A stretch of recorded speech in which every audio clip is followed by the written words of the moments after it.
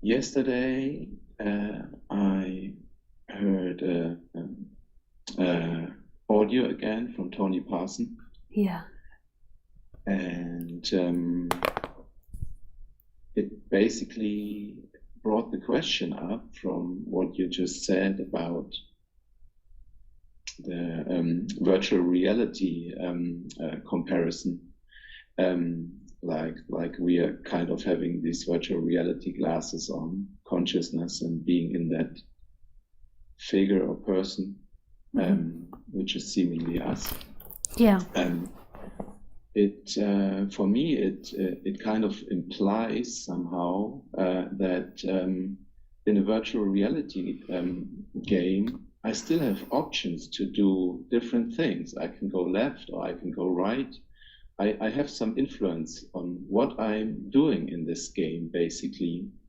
And that also basically came together with what you were saying about that you had a teacher who kind of, apparently helped you somehow of loosen some maybe conceptual things to get more into the awakening. Now, the question now is, I've been on the so-called spiritual path for so long. I'm now 48 years, and I grew up in a family and like meditating already from kid on, basically, and I just made a step like of ending the search because it somehow, Neo-Advaita somehow brought me to the point that I thought search is over. There is nothing to be searched, and I can say I had wonderful experiences with spirituality, with long meditations and thoughtless days and all those things. And like detachment from personality, but I never felt it as an awakening, as everybody's speaking of in the Advaita scene, like that there's no me anymore, because I can still report about it, about, yes, I had a day where there were no thoughts at all, but I can only talk about it because I was conscious somehow of it. So the question is, where do I know the difference from? I somehow thought that I can only, I don't really know. So, and yesterday when Tony said again, and everybody saying, and you said that too, like this is it, this is already it, whatever is experienced. So this is so different to like, and it's somehow, it doesn't feel like a good message. It's just like whatever there is, like, you cannot even do anything. You even if you're watching it, then you're already doing something. So every thought that begins already makes it somehow, how to say it, it's so difficult for me. I stopped searching, but then again it feels like, okay, then that's just what you did. It's again an experience that you stopped searching. So I'm not getting really a good handle of it. Maybe you can. It's complicated. Yeah, that's for sure. It's complicated, especially when we try to communicate in words, because I can't guarantee that me and Tony are talking about the same thing. Like, so when I give you the answer, I can only speak from here, and I don't know. Like, I know from his perspective, I wouldn't be in the club of know me people. Like he would feel like I yaga too much, speak too much. Sorry, that's my sound for speaking. Like that I explain too much, and I think that perspective would be like, who are you explaining it to? So I just speak from this perspective and the way that it happens here, and then ultimately the ultimate answer is I don't know. Like, yes. The only thing that I really know, or that is known here, is that this is, and that's the fundamental thing is that this is, and then everything else is subjective to what's being spoken about and can change in words. So the fundamental experience there too for Peter is also this is. That's the basis of the experience there. How do you feel about that being said? That the basic experience is that this is, and then Peter is an unknown thing. Your thoughts about Peter is an unknown thing. The choices that seemingly get made are an unknown thing. There's the appearance of choice, so I can go to the fridge and choose between apple juice and orange juice, but they're just happening. Like we don't really know how or who is making those choices. And we don't know where the center of Lisa or Peter is and where the end point is. The most that we can say about experience is that this is. And this, what is, has a natural contentment in it and natural love. Like it's content by itself, this. And in that arises a person that maybe isn't content and maybe doesn't recognize this because they're kind of contracted or more fixated on this or that, what they think in time.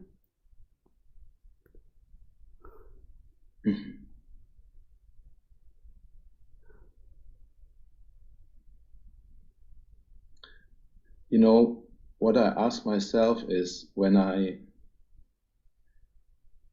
sit down, like I experienced it like 2-3 weeks ago, without any intention, I sit down and meditated, and after the meditation, I had a friend over there, he was meditating with me, and after the meditation, all thoughts were gone, really just functioning. And I drove him home to his place, went to the petrol station, went home, and until I slept, it was a couple of more hours.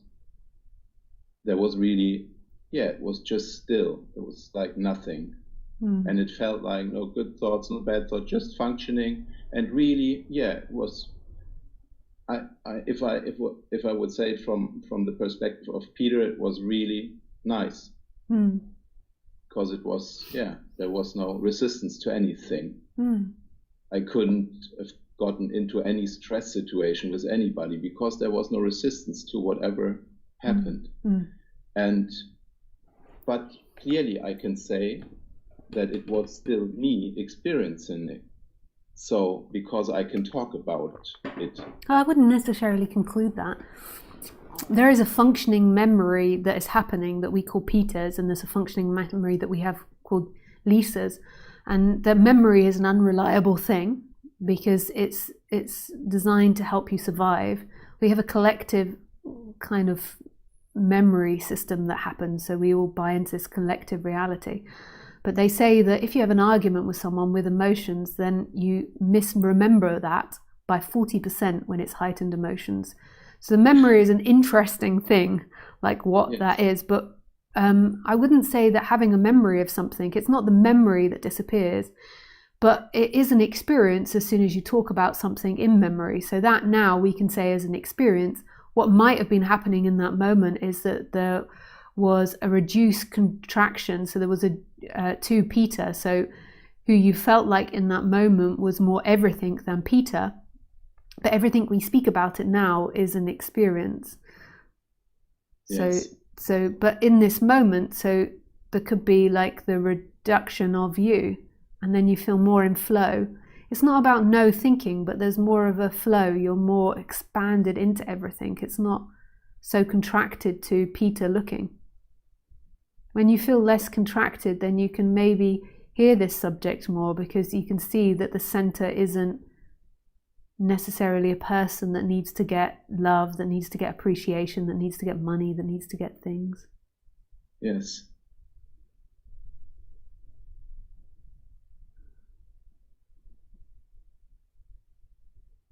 So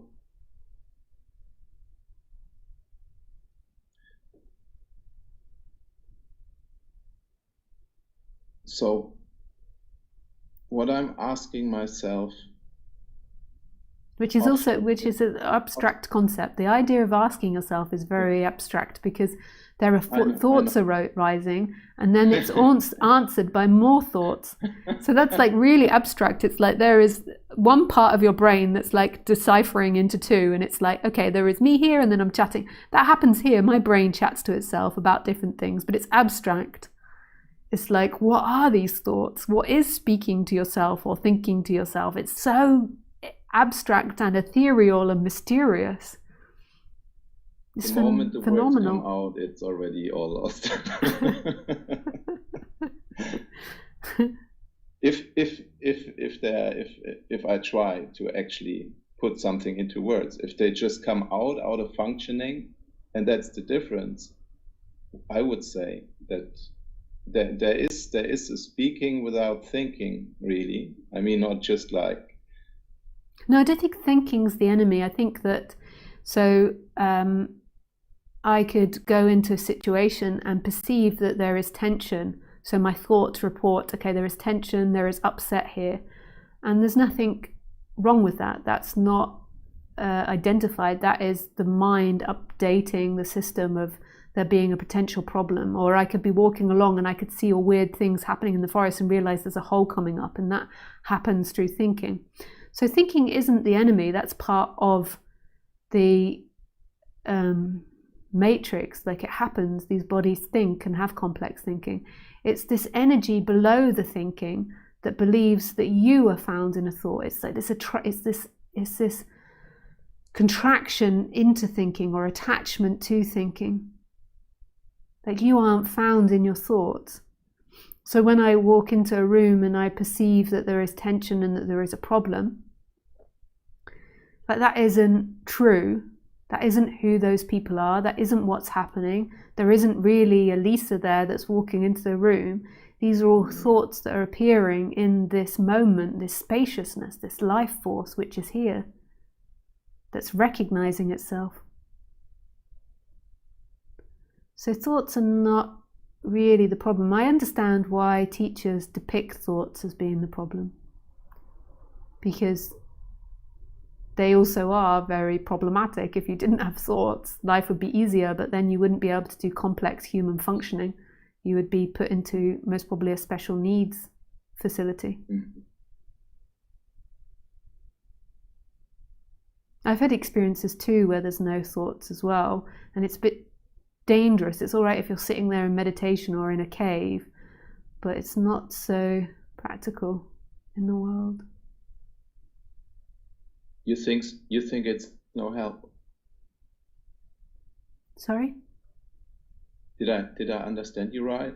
That you don't see any help in meditation, and by that... I think that meditation for the person is great, as long as it's understood properly. I think there's some people that meditation can actually be bad for, just to put a disclaimer in there. Like, if you've got OCD thinking, you need to be like with somebody that's very specialized and technical of how to deal with that. And maybe if you've got very high IQ, meditation might not be so good. And maybe if you've got PTSD, it might not be so good.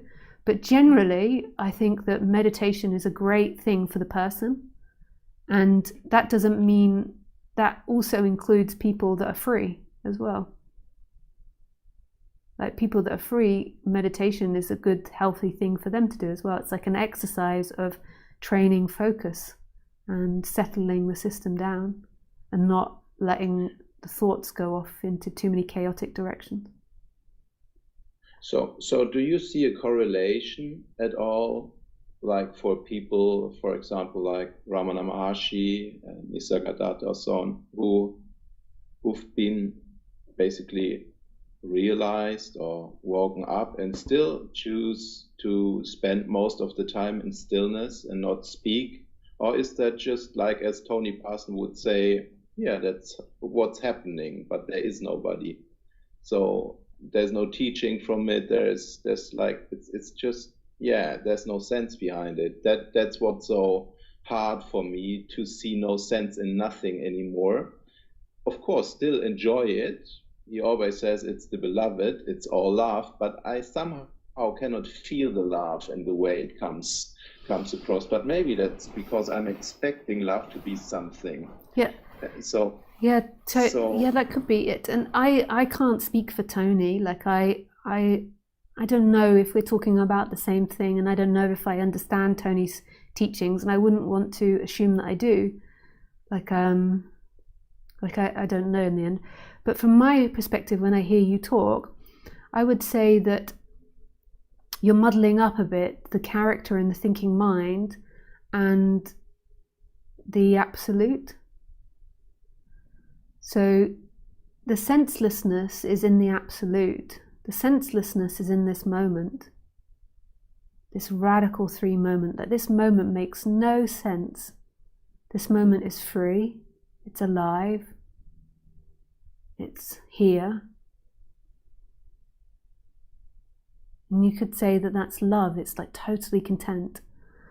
And in that arises a character which comes and goes. The character isn't solid, it's something that comes and goes as a functioning. And the character is the thinking mind. So the character might suddenly think, oh, I forgot to go and pick up my post from the post box. I need to do it by 1 p.m. today. And that's a practicality of what happens in the human world. And so meditating is also a practicality. It's like it helps deal with the mind which thinks. There's all different forms of meditation. And it helps settle down the body, it helps the body decompress in certain situations. And there's nothing wrong with doing that, it's just like feeding the body, it's not senseless. Like in the apparent world of the human, there's things that make more sense than less sense. Like your body, your physiological body is more than likely going to be more balanced if you're meditating prior to bed as opposed to binge watching YouTube or something, because it's like, you know, you're putting all these lights into your brain and this information into your brain when your brain is meant to be beginning to produce melatonin to go to sleep. So that's like a wisdom thing, that's sense. From what you're saying right now, I have again the impression that I am choosing that lifestyle of mine, that I meditate, that I eat vegetarian, that I do those things. And this is what confuses me a bit from what I heard so often now in Advaita, that there is no choice. There is no choice, and yet there is seemingly a choice. It is, I would say that's true. Like there is no apparent choice. Like who's choosing? So if I put it to my dog, I have a dog called Khaleesi. And if I I have a dog. Wonderful, yeah. Wonderful beings, yes. Yeah.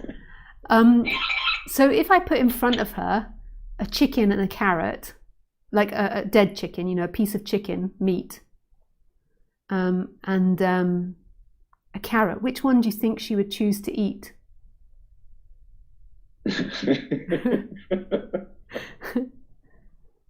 Like, so we would say, okay, she chooses to eat chicken, but it's not really a choice. Like, who is she to be making a choice? She doesn't even know the concept of choice.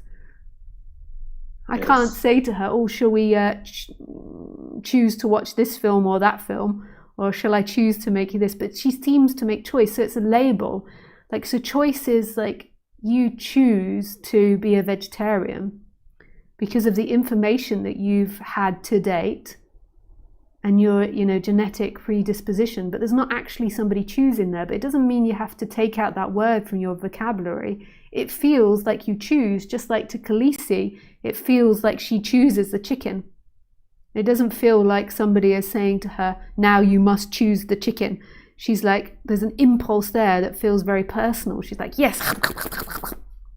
She actually likes carrots as well, but prefers chicken. So they're like, it's like, so I don't know what you're looking for. You might be looking for this like robotic state where it feels like the body makes no choices. And what is the feeling of choice? The feeling of choice is an impulse from an unknown place and an unknown person. It's love, really. It's the same for everyone else. Like, you know, the person that's choosing to murder someone, they don't really choose to murder. Like, who would want to murder somebody? Unless, you know, you're a sociopath, but normally it's done out of rage, which they can't control. See, this is quite a point which you're making, because I somehow try to free myself, of course, on a logical base so far, from the concepts of differentiation. So a murder being nothing else, not really, apart from somebody who's a guru and who's doing seemingly just good things, because it's just the whole thing which is in some totally perfect. So what I'm trying at the moment to do, but of course it seemingly comes from this person that I am here, from this character, is to see everything like being in a movie, in a screen. And if there's fire, I wouldn't go there and put a bottle of water over it to extinguish the fire. And so somehow it's acting as the figure, but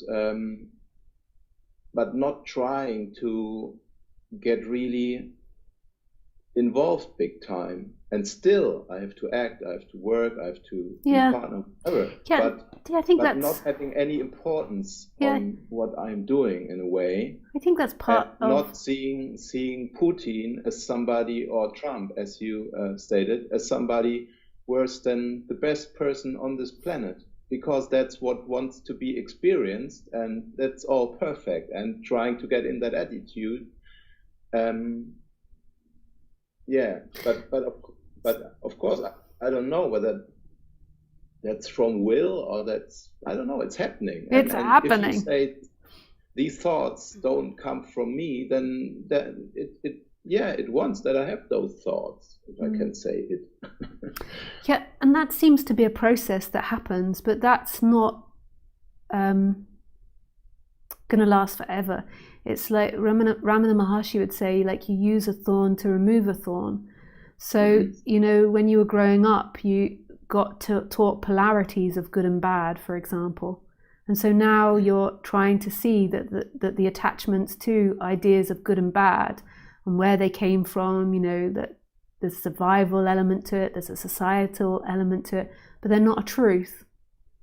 It doesn't mean that if you're in front of Gandhi and Putin that you don't choose to go with Gandhi. It doesn't mean that you socialize with serial killers.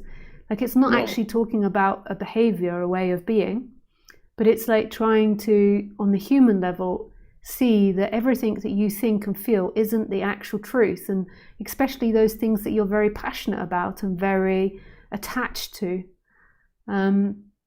which is really beautiful. But all of that is being done to get to a point where there is a letting go, and we don't really know why this letting go happens, but there is a letting go, like when you're on hallucinogenics, and there is a seeing beyond everything that you think was real and not real, and to some fundamental truth of this moment, that this moment is free, that everything that's ever wanted is in this moment. And that's an energetic thing. So all of those things that you're doing isn't non-duality, the place of non-duality. The place of non-duality is what's here right now, but it's a deconditioning of that hypersensitivity to getting your attachments fulfilled. So what can be done? What I tried is, for example, I'm now on a road trip, and I didn't even wanted to go, because on the last road trips that I made, I found myself asking myself, where are you going? I mean, why are you going to Spain or to Croatia or where else? Because it's you're always just gonna be with yourself, basically. But then I think, so I'm basically trying to roam around storyless, and just seeing what happens, basically. It's a very interesting concept and very interesting thing to explore. But this idea of like leadership, so we come back to the title of this talk. So it's this idea of what is it that I do with this thing called life and leadership. And what we've had for many, many generations in our history, so our predisposition is to follow others. And now we're coming the last 100 years where there's been this massive revolution, and it's like giving you all these freedoms, and then the person is lost. Like, what is it that I do with this life? Like, I'm not trying to give you an answer here. Like, I'm just trying to give you food for thought. Like, the freedom is this moment, how you get to that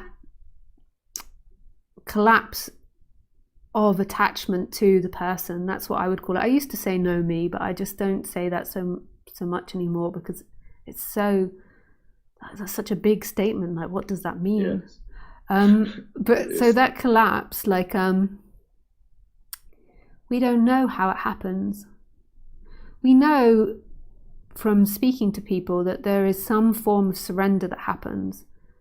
Like, so there is these thoughts, emotions, experiences that happen. There is a surrender that happens. Like, the person gives up the game, gives up the ghost. Like, it gives up this seeking, this searching. So in Buddhism, they would say, like, it's the end of craving. And Buddhism, they've got lots of practices. And Hinduism, they've got lots of practices. And it's the same when you take psychedelics. Like, something happens in the brain where chaos happens, and there is a surrender into that chaos. There is a collapsing. There's something very healing in that. But we don't know how that happens. I would suggest that the wisest thing to do is to listen to non-duality, listen to this subject, so listen to it all, and then do the wise things that we know about on the human level, of becoming more embodied, meditation, exploring new things, like not attaching to ideas, like all these types of things, with the idea that that's not a prescription, that's a description of something that can happen. Like, I can say these things and you'll either do that or not.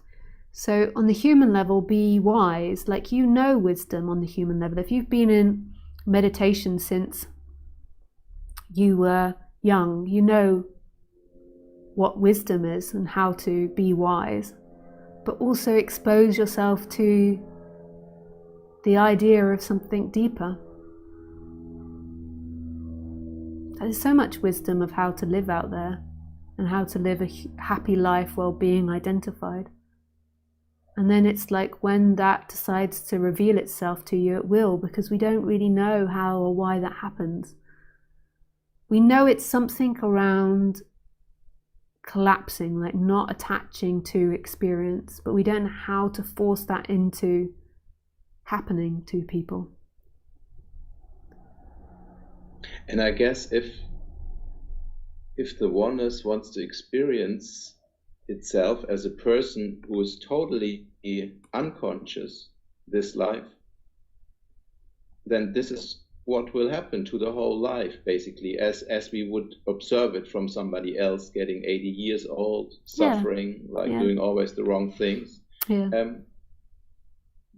Then, because we are all the seven, just speak earthwise, we are all the 7 billion incarnations at once. We are the super rich. And there's not really somebody that suffered it, because, so if you imagine an old person that's been unconscious and had a really hellish life, there's not really a solid entity that's there that's experienced it. What's happened is there's been brain chemistry or thoughts that are appearing, telling a narrative of somebody. So when they die in that moment of death, that narrative of the somebody that suffered disappears.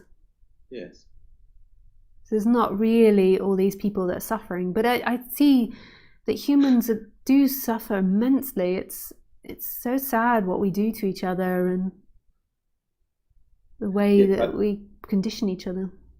The funny thing is, I think, and I felt that quite often myself as well, and I had the first experiences in this regard with psychedelics as well in my youth, is that once you detach, it's just a big laughter, and a really friendly, loving laughter about everything. And it's just so, and that is really what I felt in my life later on as well, that I had experiences where I went from really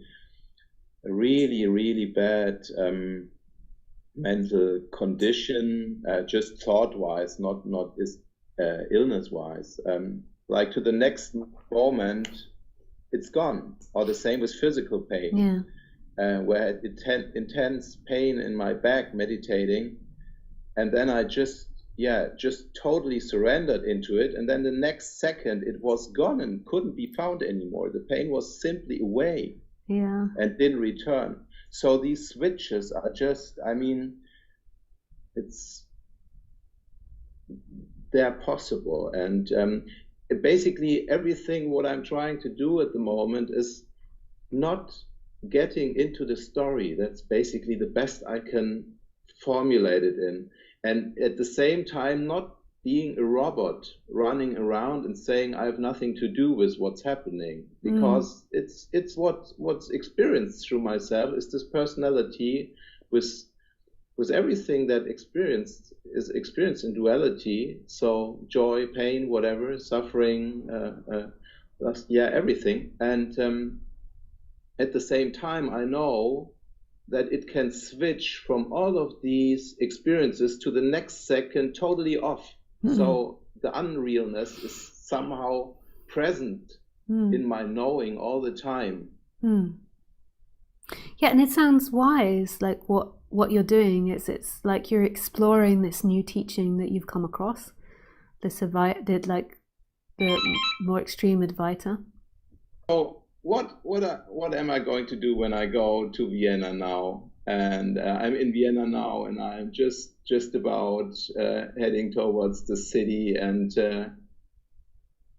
how can I mean, I'm just trying to let go all the time, not having any goals, let myself just like left or right, left, okay. I don't even have like sightseeing goals where I want to go. I just like try to, because it's decided anyway, I'm going to make the decisions in this moment when they're going to happen. Yeah, that's an interesting exploration. So I didn't even knew that I go to Vienna yesterday on the motorway. It suddenly came, you go to Vienna. I said, okay, let's go to Vienna. And that's how I'm going to spend the next 3-4 weeks. And in that way, I'm trying to lose a little bit the feeling of that I'm like Peter is the one who decides. Like everything's decided, and I'm watching the decisions that are already made, and knowing that there will be happy moments, there will be lonely moments. I'm traveling on my own. There will be sun, there will be rain. But all in all, whenever there is something that it's interesting exploration, because normally it's like program every time has to be filled. You go to work at this time, So it's like you're trying, I suspect, to find more of a flow that's not so dictated by the thinking mind. And I think that's a beautiful exploration. I think that's very wise. And there will be all sorts of conclusions made from doing that. So isn't just to sum it up, isn't non-duality at the end of the day just totally doing nothing by just still acting out of non-doing as a person, but no wish? I know the person will always have desire. That's the way the person works. So like after this talk, there will most probably be a desire to go to the toilet and empty the bladder. And then there will most probably be a desire to go and eat food, because it's lunchtime and the stomach needs to be filled. And then most probably after eating, there will be a desire to lay on my back to do the sumo wrestling preparation. That's what sumo wrestlers do. And then listening to maybe some meditation or something, like I listen to this meditation music. And then at 3 p.m. I'm going to play a board game with my partner. most probably one called Everdell, which is one of my favorites. So you can see on the human level, the human has wants, but there is the non-duality is no longer the belief that any human want or desire will fulfill you. So even though playing a game with my partner is greatly exciting, the most important thing here is this moment, is the actual act of sitting there, feeling the characters, like on the board, you have characters, and reading the cards. It's the actual experience of it. It's not the thought of whether I win or if we play it. So if also we stop playing it and something else happens, that's the most important thing that happens. So non-duality to me, which is an abstract idea, is always this collapsing into what's happening. The body, the robot, like our dogs, will always have desire. So like with Khaleesi, she quite likes to sleep from most of the day. She likes her walk in the morning, and then she likes her walk in the afternoon. And when I pay a visit to the kitchen, she appreciates it if I give her a bit of chicken or a little bit of food. So she comes and has a good look. And she also really likes to watch the front window so she can scare the shit out of anyone that passes by barking. This is what she likes. So she has a desire. It's not like she's like walking around like I have no desire. Like the body has strong desire, but Khaleesi, like as soon as you take any of that away, so if I shut the door so she can't bark at anyone, it's just like there's just a surrender to everything. She likes having the door open, and she'll ask me to have the door open so she can watch people passing. But it's not freedom. Freedom is always this moment. So prior to awakening, it's like pleasures become freedom. If my pleasure is my freedom, and that's seen to be totally untrue. So what you're doing at the moment is a really beautiful deconditioning, because you're kind of seeing that, all these activities and all these pleasures that you could plan, that don't need to be there. There can be freedom happening when you have nothing planned, when you're just totally going by flow. It's not dependent on what's happening. Freedom is this moment, and then everything else is a happening, and it's pleasure or pain. It's pleasure or pain. Could be very painful playing with my partner, because I don't like it if he's very good at board games, and I don't like it if he beats me too much, because it makes it unfun if somebody's too good at something, and you kind of like go into it and you're just being thrashed by them the whole time. You're like so we can only play games where he can't too aggressively beat me. He's very into games, as you can see by the games behind me. So there's still the notion of that you prefer winning over losing. Actually, I do enjoy winning. I do enjoy it. Like there's like a yes, but actually, my dislike of losing is when he's thrashing me the whole game and it's kind of hopeless. It's okay to have that occasionally, but when you play with somebody who's really good at board games and they're just thrashing you the whole time, you're like, it's like with Khaleesi. Like Khaleesi's like that with me with riding the bike. Like sometimes I just ride her on the bike to get out her energy, and when she can tell it's just about getting out her energy, there's nothing for her to do in it. She's like, come on, come off it. She doesn't want to just run for nothing. She's like, I'll run if we're going to kill a chicken at the end. I'll run if there's somewhere to get to, but running for nothing.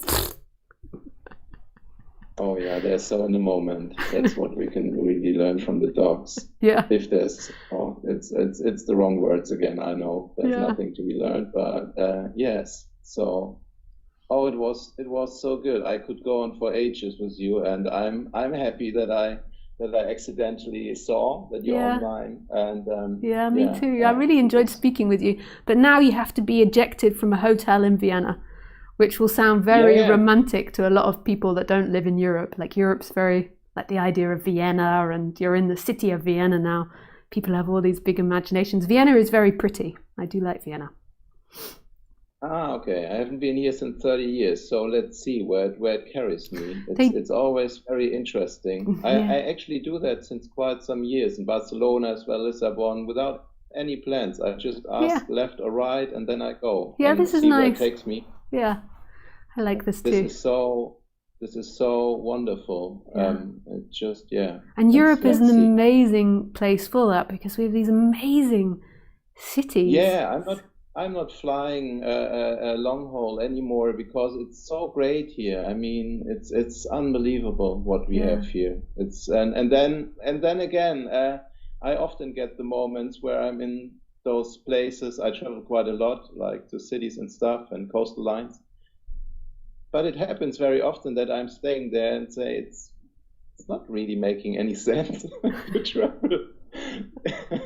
But nothing makes sense, so there we go, you're doing something. Nothing makes sense. Like just the fact that we have to consume food every day is a very odd thing. Like it's all odd. This is a very Yeah. odd world. Yeah, and then it's such a film. It's such a Yeah. blast. What's happening? Yeah, if you really go back Yeah. and take a look. And yesterday I had the thought where I thought, Peter, stop standing up in front of everyone in the cinema and asking the film to be different. Like, can we change that scene, please? I like James Bond to win over that guy.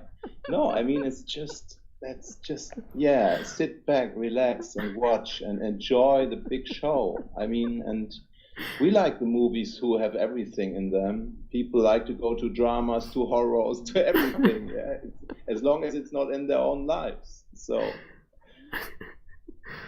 Yeah. So it's let's see. Nice. So Lisa, thank you so Yeah, much. thank you, Peter. Enjoy your So much wandering. time. I hope I speak to you again. Yeah, sometime. nice. Yeah, thank Hey. you. Bye. Bye. Thank you. Oh, that was very enjoyable.